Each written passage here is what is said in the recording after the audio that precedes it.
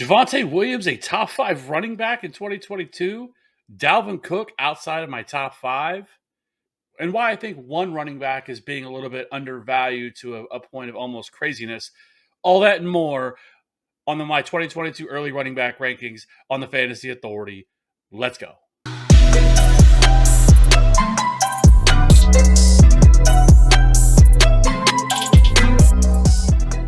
So let's go ahead and jump right into what you came here for, and that is for the good old rankings. So I know this is only, we are now in late March. We still have the draft, some other things to happen, but for the most part, I think most teams have made all their big moves, notwithstanding the Kansas City Chiefs today trading Tyreek Hill away. But that's another conversation for another day once we get over the wide receiver rankings.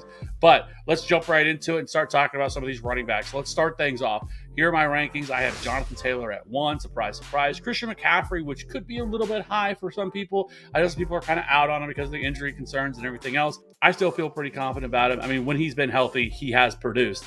But the biggest problem is health. Regardless of that, then I have Austin Eckler at 3.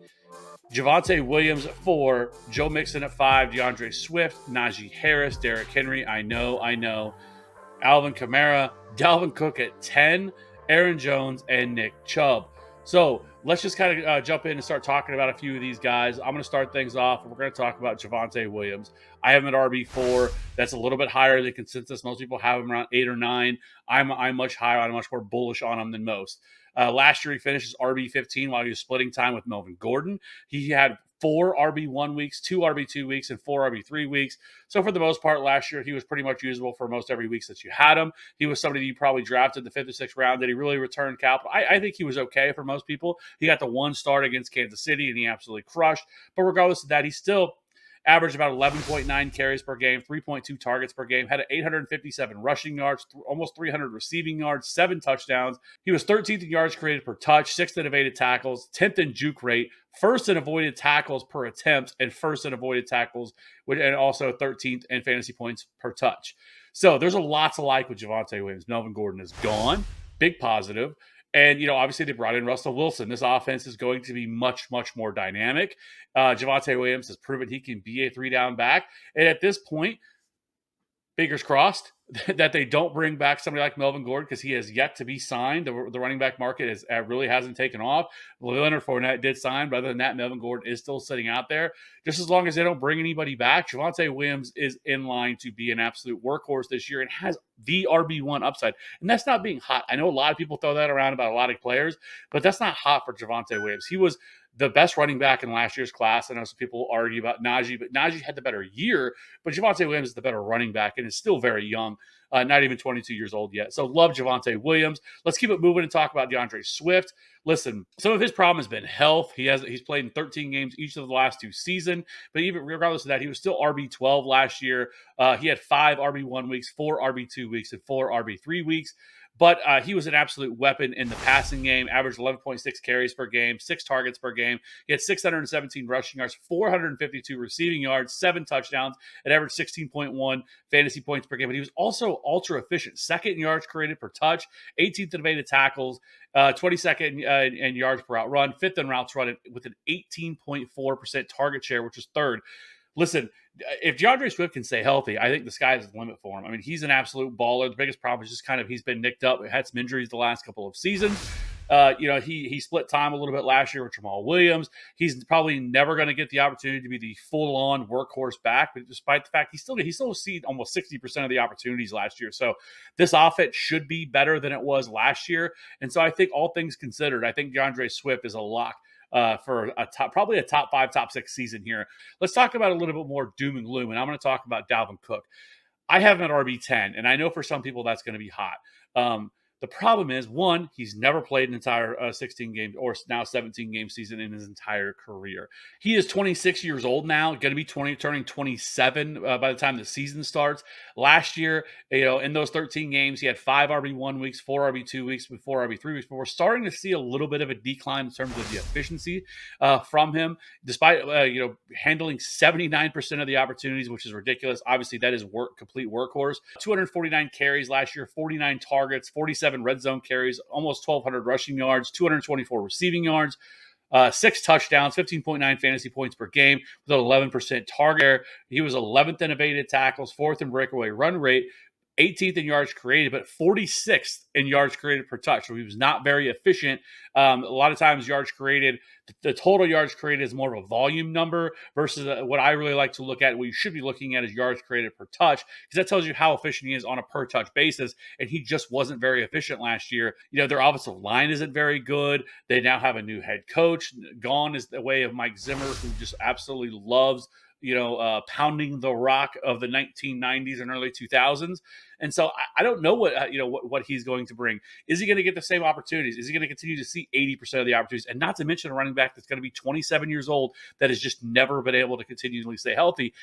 He is somebody that it's almost, I hate drafting, backups, but you almost have to draft Alexander Mattison if you draft Dalvin Cook. And I hate having to do that because you're essentially taking up 2 roster spots for only if something happens to Dalvin Cook. And at this point, it's almost likely that something is going to happen because he played in 14 games in 2021 and 2020. So you almost have to bake in the fact that something's going to happen to him. So absolutely hate that. So I am lower on Dalvin Cook this year. I don't think they run the ball as much as they did. Their defense is still not very good. And so I don't think you're going to see an 80% opportunity share for him. I think that number drops. I think Alexander Mattison gets more opportunities because he's going to be back in 2022. So I'm just a little bit lower on Dalvin Cook than the rest. Let's keep it going. And I want to talk really quickly about Aaron Jones. I actually initially had Aaron Jones as a RB2. One, we didn't know where Aaron Rodgers was going to end up. Aaron Rodgers is now back. But with Davante Adams gone, better Aaron Jones is without Davante Adams on the field. But let's just talk about his 2021. 11.4 carries per game, 4.3 targets per game, 47 red zone touches, which is still 9th, 6 goal line carries, 799 rushing yards, 391 receiving yards, and 10 touchdowns. And he was 11th in fantasy points per game last year. But he was still the efficient running back he's always been. 14th in yards created per touch, 20th in yards per route run, 16th in evaded tackles, 11th in routes run, and 13th in fantasy points per opportunity. So the guy has always been ultra efficient in his career, and that didn't change last year.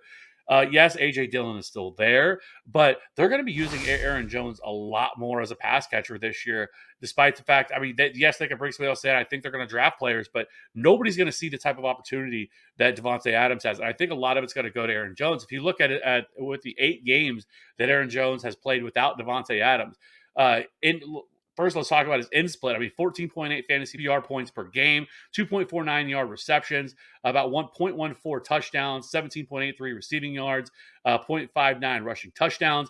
But if you look at the out split, 22.89 PPR points per game, 4.5 receptions per game, so almost over a full 2 more receptions per game. The touchdown number goes up to 0.5. Receiving yards go up from 17.8 to 48.5. And so that's really where a lot of this comes from. So I think with Davante Adams gone, you can kind of expect Aaron Jones to kind of still be that guy. And people are going to be a little bit further down on him because A.J. Dillon is there. People aren't going to be as high on him. So I think he can actually be a pretty solid value in PPR format. So I think Aaron Jones is still locked in RB1, especially with Davante Adams gone.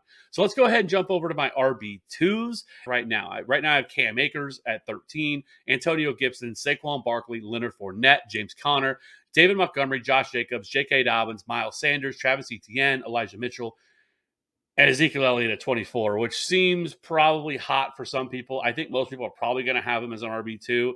I think that's where he should be valued. Maybe 24 is a little low, but we'll talk about some of that when we get there. But first things first, listen, this line of running backs was the hardest for me to rank because I could really move a lot of these guys up and down and feel pretty solid about it, right? Like maybe you could say Leonard Fournette's too low. Now he signed back with the Bucs. He had a monster year last year. Is Leonard Fournette too low? Should he be ahead of Saquon Barkley and Antonio Gibson? Maybe. James Conner, same thing. Now Chase Edmonds gone. I talked about him on the video I did yesterday. You can actually check that out at the end. You'll be able to check that out there.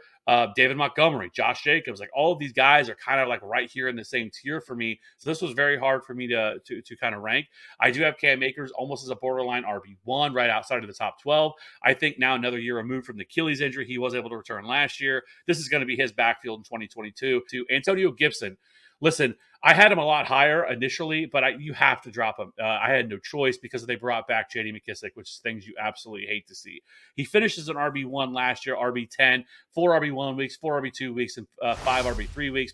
Had 63% of the opportunities, 15.8 carries per game, 3.3 targets per game, 900 rushing yards, 289 receiving yards, 9 touchdowns, 13.8 fantasy points per game. He was 14th in yards per route run, 5th in evaded tackles, 39th in yards created per touch, and 18th in juke rate. But if you look the final 6 games without J.D. McKissic, he was RB2 overall in that span, 5th in rushing yards, and tied for the most 100-yard rushing games. Only 3 running backs also had more targets than him, and that was David Montgomery, and he was tied with Austin Eckler and Saquon with 30 over that span. So I thought really it was going to be wheels up for Antonio Gibson, that they were going to go all in on him. They weren't going to bring J.D. McKissic back. Well, surprise, surprise, J.D. fucking McKissic is back. And so you have to make that in with Antonio Gibson. I think it lowers his ceiling a little bit. I don't think that you can expect as much. I really, really, truly don't understand why they don't completely go all in with him as a true workhorse. We've seen what he can do whenever they've done that. We saw it over the last part of the season last year. And this guy, again, we keep saying it, he was a former wide receiver. This guy there's no reason that another running back should be coming in and taking those opportunities from him. So Antonio Gibson now resides as an RB2. Saquon Barkley is the next guy up that I want to talk about. He is super tough to talk about because obviously he was not great last year. Finishes RB30, only played in 13 games. RB1 weeks, he had 3 of those, 3 RB2 weeks, and 8 RB3 weeks or beyond. He played 63% of the opportunities, 162 carries, 57 targets, 13 red zone touches. He had 593 rushing yards and 263 receiving yards, 41 receptions, 4 touchdowns, 11.4 fantasy points per game. He was 24th in evaded tackles and 27th yards created per touch, so he was still pretty efficient. And listen, that offense last year was absolutely abysmal. One of the worst scoring offenses in the league last year. Couldn't do absolutely nothing. Terrible offensive line outside of the kind of emergence of Andrew Thomas. They have a lot of draft capital this upcoming class. I would be shocked if they don't spend a lot of it on offensive line. And now with Joe Judge gone, with Brian Daboll coming in, I think you can kind of make you think that this offense can bounce back a little bit. There's been a lot of rumors about them possibly trading Saquon. We'll see on that. But I think Saquon Barkley can be a nice bounce back. And he is going to be much more undervalued because people aren't going to want to mess with him. He's not going to go in the first round. He's likely could be a late second or even a third round pick. If he falls to the third, I'm about that all day. This will be second year post ACL, still only 25 years old. Great pass catcher. If he gets traded, depending on where he gets traded to, I think there's some spots where he could actually be even better. But even still, as things currently stand, I think with the Giants, with Brian Daboll in town, and what this offense could be in 2022, I still think Saquon Barkley could end up being a pretty decent value. So let's hurry up and kind of wrap this thing up. I've talked a little bit longer than I wanted to. J.K. Dobbins, I'm a little bit lower on him. I think what to expect with the Ravens, this year, I think, do they regress to the mean? Last year they had a crazy 63% pass rate, which is much, much higher than what we normally see. Now, this team was absolutely ravaged with injury last year, defensively, offensively. Lamar Jackson missed time. But the 63% pass rate is much higher than what we've typically seen over the last, 2020 was 49%, 2019, 47%, where they've typically run the ball more than they pass. Now, I think we could see that return, this year. And I do think that is actually something that's going to negatively affect Mark Andrews. People are putting Mark Andrews, locking him in at number 1 in a lot of places. And I think that's a big time mistake. I don't think the same sort of opportunity is going to be there. He's going to have to be more efficient. Regardless of that, we're here to talk about J.K. Dobbins. If you look at the carry share from weeks 8 through 17, which is 9 games, Dobbins handled 46% of the opportunities. Gus Edwards handled 41% of the opportunities. And so I think there's some concern there. Do they do the same thing? And for an offense with Lamar Jackson, it's always going to cap J.K. Dobbins' ceiling unless they go all in on him. Both Dobbins and Gus Edwards are going to be coming off significant injuries, but both of them are going to be back for 2022. So I'm just not as high on J.K. Dobbins, mainly because of the offense that they're in. I think, and with Lamar Jackson there, it's always going to limit people's ceiling because he's taking opportunities away from the running back, especially even in the passing game, because whenever instead of just dumping it down to your running back, or he is simply taking off and taking it himself. So J.K. Dobbins, I'm a little bit lower on. Travis Etienne, I like him to bounce back this year. James Robinson's dealing with all the injuries. They obviously have improved. They brought in improvements along the offensive line, brought in Christian Kirk. They've done a lot of good things, but I think Travis Etienne, again, kind of another guy that I think that you could look to target in probably the 4th or 5th round of your fantasy drafts that I don't mind. Last but not least, let's talk about Miles Sanders. On Underdog Fantasy right now, he's going at RB35. What are we doing? That is ridiculously low. He is still the starting running back of the Philadelphia Eagles. Yes, he missed time last year, played in 11 games. He only had 2 RB1 weeks, 1 RB2 weeks, and 8 RB3 weeks, but he handled 50% of the opportunities last year. 34 targets. He had 754 rushing yards, 158 receiving yards, 9.8 fantasy points per game. The biggest problem with him last year, he's scored 0 touchdowns. That's not going to repeat itself, okay? That's not something that's going to continue. Touchdowns is the most volatile stat year to year, but he was still really efficient. Showed his breakaway running ability, his home runs ability, 5th in breakaway run rate last year, and 22nd yards created per touch. So he's still really efficient. And they've done absolutely nothing to do anything to that running back room right now. Sure, it's possible they could bring in somebody else through the draft. I don't think they're going to spend heavy draft capital here. This is also a contract year for Miles Sanders. I don't think they would look to franchise tag him. I like Miles Sanders well more than where he's going, and if he's going to be RB35, that's like the 7th, 8th, 9th round range of fantasy drafts. If he's going to be going there, give me all the Miles Sanders this year. I will be drafting a ton, and I think that he can make up that value. So, anyways, let me know in the comments section below what you think of my rankings, where I was wrong, where I was high on. I know I'm going to have people tell me that I'm an idiot for having Dalvin Cook and Derrick Henry that low, but we'll talk more about that as things progress. And then as far as the RB2, am I too high on Saquon Barkley, too low on Zeke Elliott? It's just the problem with Zeke Elliott right now. He's definitely going to be splitting touches with Tony Pollard. He would be gone right now if it wasn't for his contract. He really broke down last year. He played through a lot of injuries. He's had a lot of touches in his career. I don't think he's anywhere close to the workhorse that we've seen in years past. That's why I'm so low on Zeke Elliott. I just don't really know what to expect with him, and I want no part of Zeke Elliott 2022. So once again, let me know in the comment section below what you think. What you think about the rankings, where I was right, where I was wrong. Be sure to hit that like and subscribe button if this helps you out. We will catch you on the next one. Peace.